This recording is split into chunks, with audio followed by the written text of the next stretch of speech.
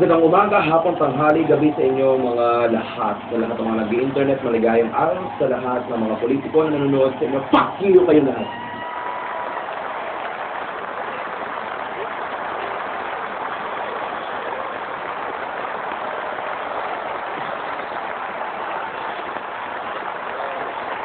Ako po muli ang inyong lingkod, Perfecto. Kabuteng made of China, tumupo sa Pilipinas.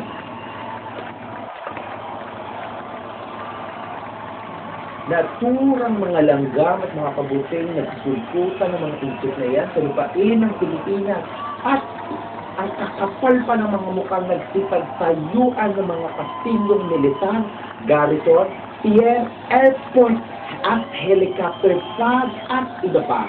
Tangina mga to.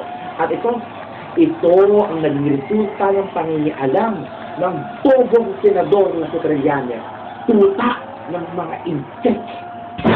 Ito ang Mabini o Johnsonville sa West Philippine Sea noong March 2012. Halos hindi makita ang mga barra sa gitna ng napakalawak na karagatan. Walang pinagbago matapos ang isang taon, bagamat sa kuha ito, mas kita ang military outpost itinayo ng China noong pang 1988. Pero nang balikan ang Mabini ngayong taon, nagkaroon na ng buhangin sa paligid ng outpost ng China.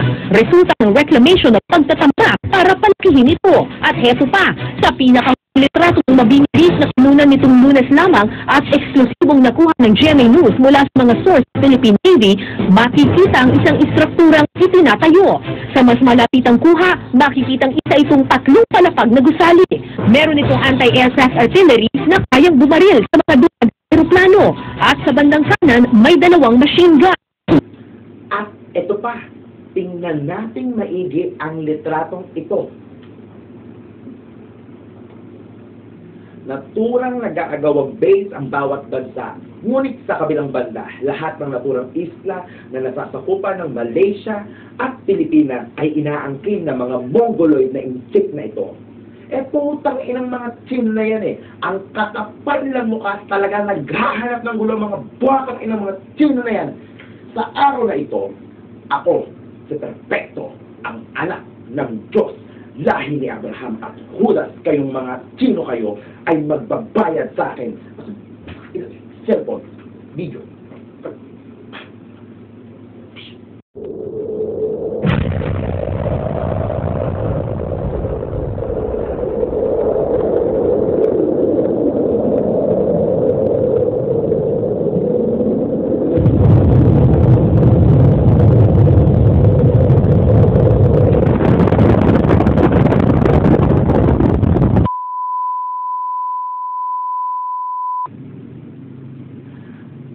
Pamanin po, makakaasa po kayong walang hayop ang nasaktan sa programang ito.